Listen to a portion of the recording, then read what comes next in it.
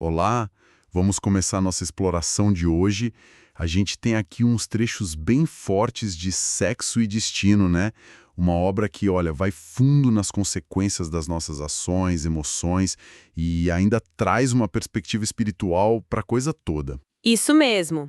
O foco hoje é uma noite específica de muita angústia numa família e o que acontece logo depois. Uma notícia trágica iminente, pelo que entendi? Exato. E a gente vai acompanhar as reações, sabe? Tanto no que a gente vê no plano físico, quanto no que a obra descreve como plano espiritual. A ideia é tentar desemaranhar essas camadas de emoção, de intenção, essas conexões que nem sempre são óbvias. Perfeito. Então, vamos lá. A história pega fogo já de madrugada num clima pesado. Pesadíssimo. Começa com a dona Márcia. Ela tá acordada, exausta, passou a noite em claro, preocupada. Por causa da filha adotiva, a Marita, que não voltou para casa. Isso. E ela fica remoendo a cena do marido Cláudio chegando bêbado horas antes, sabe? Cambaleando, tateando parede. E ela se trancou no quarto, evitou o confronto ali na hora. Mas por dentro a coisa tá fervendo, né? Com certeza. O texto descreve bem essa mistura nela. É preocupação com a Marita, claro, mas também um ressentimento, um nojo mesmo do Cláudio. Ela acha que a bebedeira dele tem motivo, algo mais sério por trás? Sim, ela associa diretamente. Pensa que ele tá tentando afogar remorsos. Ela suspeita que aconteceu alguma coisa grave na noite anterior, uma criminosa aventura, como o texto diz. Nossa, e ela já tá pensando em separação. Já, na cabeça dela, é o ponto final, que é acabar com aquilo. Mostra bem a complexidade, né? Preocupação e repulsa andando juntas ali. E enquanto ela tá nesse turbilhão de pensamentos, a narrativa muda o foco, né? Mostra o Cláudio. Exato. Vai pro plano espiritual, segundo a obra. Cláudio tá lá, apagado na cama, ainda vestido, roncando de bêbado. E tem alguém com ele. Uma presença espiritual. Tem sim. Uma figura que o livro chama de vampirizador. O nome dele é Moreira. E ele também tá meio afetado pelo álcool do Cláudio. É uma imagem bem impactante dessa ligação. Vampirizador. O que seria isso, exatamente, nesse contexto? Olha, pela visão do livro, seria um espírito, né, desencarnado, que se conecta a alguém aqui na Terra por sintonia. Pode ser por vício, como o álcool aqui, ou outros pensamentos, sentimentos. Ele meio que se alimenta das energias, influencia e também é influenciado. Uma relação de dependência, sabe? Descrita como bem prejudicial. Entendi. Uma simbiose negativa, então. Mostra essa interação constante entre os dois planos que a obra propõe o tempo todo. E é nesse clima super tenso que... O telefone toca, quase 5 da manhã, aquele toque que já dá um frio na espinha. E a dona Márcia atende, já esperando o pior, imagino. Totalmente. Do outro lado, uma voz simples. É o Zeca. Ele se identifica como lixeiro, quer falar com o Cláudio ou com a madama. E a dona Márcia, ela não se identifica de cara, né? Tenta ser cautelosa. Isso. Ela diz que é só empregada, acha que é um pouco de desconfiança, talvez para proteger a família, sabe? Já lida com um marido complicado, deve querer evitar mais problema, mais exposição. Fica na defensiva. Mas o Zeca insiste, né? Diz que é sobre a dona Marita, a moça da loja. Aí não tem mais como fugir. Não tem. A angústia dela deve ter disparado nesse momento. Aí o Zeca conta. Diz que viu a Marita ser atropelada na Avenida Atlântica, ali em Copacabana, coisa de meia hora antes. Ele a reconheceu? Quem era? A identificação dele foi chave ali. E aí ele hesita, mas solta a notícia final. Dizem que morreu. Nossa, o impacto. O livro descreve a reação dela. Descreve. Ela larga o telefone, fica pálida, leva a mão à cabeça e a mente dela vai a mil. Não é só a dor da notícia, né? Ela conecta com outra coisa. Exatamente. A primeira coisa que vem à cabeça dela é suicídio. Ela acha que a Marita se matou por causa de um ultraje, uma agressão que ela suspeita ter sido cometida pelo Cláudio na noite anterior. Puxa vida. E essa suspeita vem de onde? É reforçada por uma lembrança antiga, de 20 anos atrás. um caso parecido com Aracélia, que também envolvia o Cláudio. Para Márcia, a história está se repetindo. Ela imagina a Marita buscando a morte por vergonha, por desespero. É a leitura imediata dela, moldada pela própria dor e pela desconfiança que já sentia. Que situação terrível! E nesse momento de choque total, o narrador espiritual, o André Luiz, tenta intervir, né? Tenta inspirar compaixão. Como isso funciona, segundo o livro? É como se fosse uma sugestão mental, sabe? Um apelo à consciência dela, para ela pensar: e se ela ainda está viva? Precisa de ajuda? Para ir atrás, procurar no pronto-socorro, na polícia, uma tentativa de despertar o lado materno, mesmo sendo filha adotiva. Mas essa influência dura pouco, pelo visto. Muito pouco. A reação dela muda, assim, da água para o vinho. A dor dá lugar a um cálculo. Frio. Frio, como assim? A obra descreve ela como muito pragmática, né? Que valoriza peso e medida. Aquele choque inicial passa rápido e ela foca no que considera mais importante para ela: se proteger e garantir o futuro da filha biológica, a Marina. Ah, a Marina. Tinha uma rivalidade entre ela e a Marita, não tinha? Por causa de um rapaz? Marita surge como uma solução. Uma forma de tirar a rival do caminho e garantir o casamento da Marina. Meu Deus, que reviravolta interna. É chocante pensar assim. É chocante. E ela começa a planejar na hora. Como vai contar a história, o que vai dizer para a imprensa, já pensa na roupa para o funeral, onde guardou os óculos escuros para disfarçar. O planejamento vai longe, então. Muito longe. Ela já pensa no depois. Resolver a situação da Marina, garantir o casamento da Marina e aí, finalmente, deixar o Cláudio. Já tem até planos de abrir um negócio com uma amiga, a Selma, um café com uns quartos para alugar nos fundos. Ela tá cansada de aguentar o marido, a prioridade vira total a Marina e o próprio futuro dela. Impressionante essa capacidade de compartimentalizar e focar na autopreservação no meio do caos. E enquanto ela tá nesses cálculos, a narrativa espiritual segue outro caminho, né? Vai atrás da Marita. Isso. O André Luiz e o mentor dele, o Félix, percebem para onde a mente da Márcia foi e se afastam. Eles vão até o pronto-socorro onde a Marita foi levada. E a encontram em coma, estado gravíssimo. O livro detalha o estado dela, mesmo sendo uma visão espiritual? Detalha bastante, usa termos médicos até. Depressão profunda do sistema nervoso, poucas reações, anoxêmia, que é a falta de oxigênio nos tecidos, lesões internas graves no peritônio, os esfínteres sem controle. É um quadro bem crítico. E o Félix, que parece ter conhecimento médico, avalia a situação. Sim, ele avalia junto com outros espíritos que auxiliam ali, e aí ele toma uma decisão bem inusitada. Que decisão? É ele.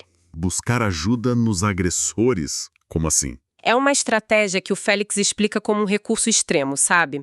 Às vezes, para ajudar de verdade, você tem que ir onde a ferida foi criada.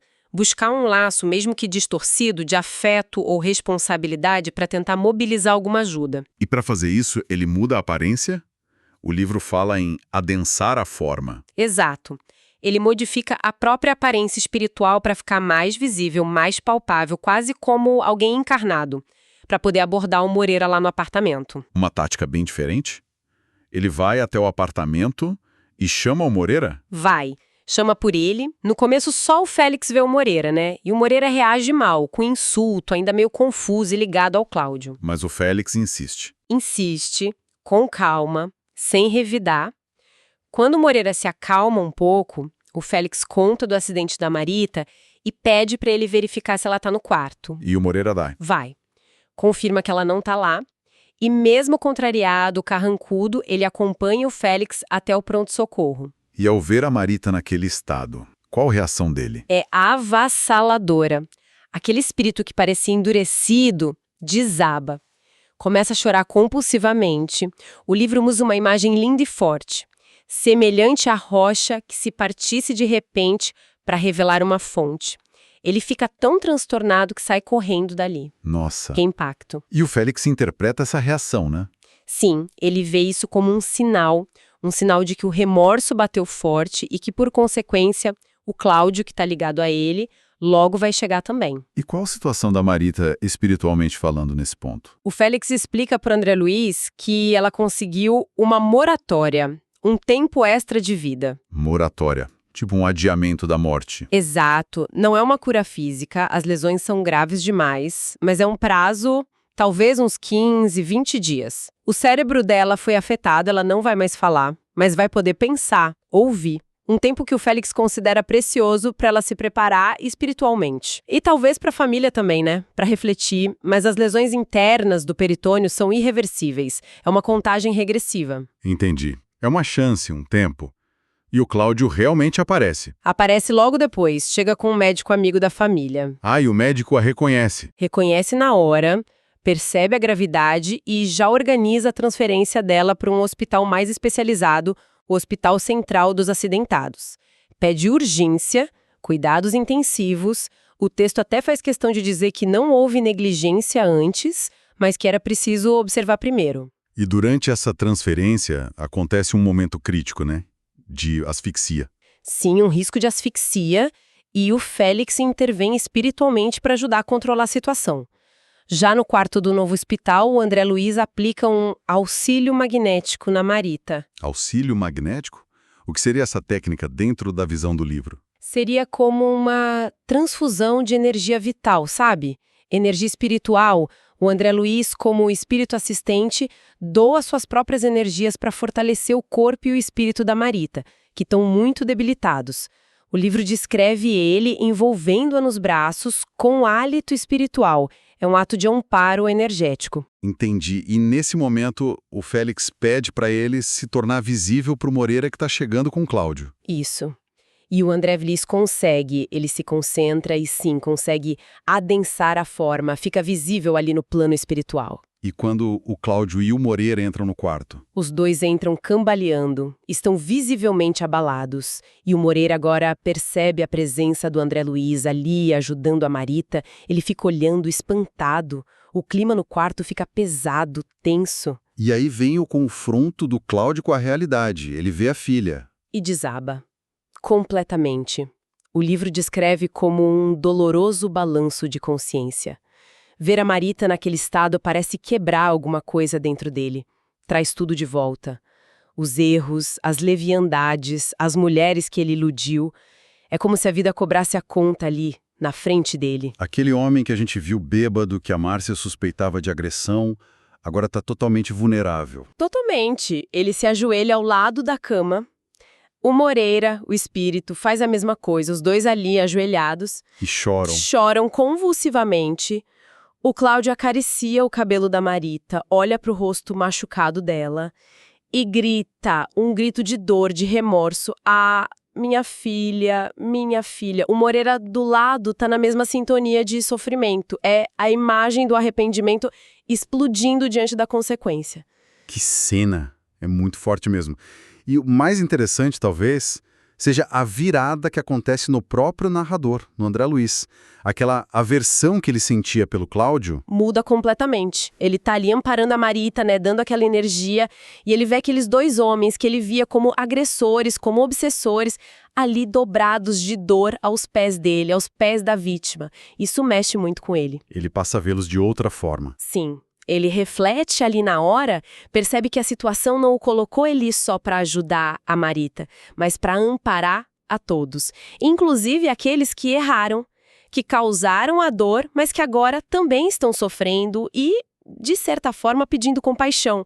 Ele reconhece a humanidade deles, o sofrimento deles. A perspectiva dele muda radicalmente, então? Radicalmente. Ele para de vê-los como inimigos, como carrascos. É uma correção interna, como o livro diz. Tem uma frase dele que resume isso bem, né? Tem. É forte. Ele pensa, eles não eram os estupradores, os obsessores, os inimigos, os carrascos que eu detestara na véspera. Eles eram meus amigos, meus irmãos. E ele os abençoa em prece. Sente a própria visão sendo corrigida pela compaixão. Nossa, é um ponto altíssimo mesmo dessa passagem. Mostra como o julgamento pode se transformar em empatia, quando a gente enxerga a complexidade toda, né? O sofrimento que vem também do erro. A compaixão como essa força que transforma até quem está olhando de fora. Exatamente, uma lição poderosa ali. Uau. Que mergulho intenso, hein? A gente viu reações muito contrastantes. De um lado, a frieza calculista da dona Márcia, já planejando o futuro dela e da filha biológica no meio da tragédia. Pensando em si mesma, né, de forma bem pragmática, quase assustadora. E do outro lado, esse remorso avassalador do Cláudio e do Moreira, quando eles são confrontados cara a cara com o resultado terrível dos atos deles. Essa dualidade é muito forte no texto, né? Mostra esses dois extremos da capacidade humana, o egoísmo que calcula e a culpa que dilacera. E, claro, toda a dinâmica espiritual descrita ali, as intervenções, o auxílio magnético, a moratória, essa ideia de buscar ajuda até em quem feriu, abre uma janela para uma visão de mundo bem complexa, com várias camadas. Fica muito claro como a obra explora as consequências das ações de um jeito que vai além do imediato, né? Sugerindo essas conexões, essas repercussões que a gente não vê normalmente. E a transformação do olhar do narrador. Isso também é muito marcante. A força da compaixão. Sem dúvida. E deixa a gente pensando, né? O próprio texto parece levantar uma questão. Até que ponto esse reconhecimento da própria responsabilidade, esse sofrimento do remorso que a gente viu no Cláudio e no Moreira, pode ser o começo de uma transformação de verdade?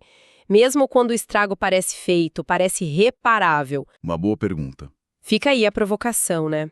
Sobre o potencial que existe no confronto com as próprias falhas, por mais doloroso que seja. Talvez seja algo para a gente explorar mais em outras análises dessas conexões.